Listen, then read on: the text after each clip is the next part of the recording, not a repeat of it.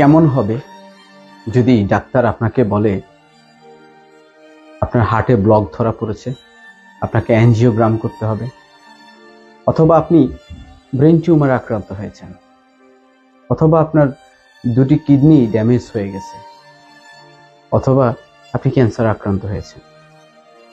আপনার কপালে চিন্তার ভাঁজ পড়বে, তাই না?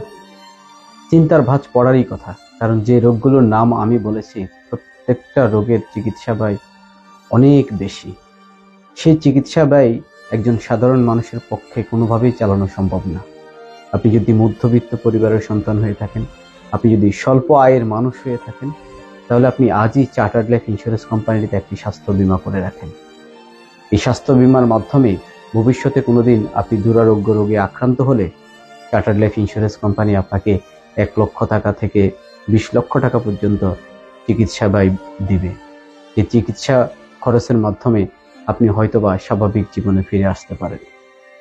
তাই সবাইকে অনুরোধ করব, চার্টার্ড লাইফ ইন্স্যুরেন্স কোম্পানিতে একটি স্বাস্থ্য বীমা করে রাখবেন। চার্টার্ড জীবন, নিরাপদ জীবন।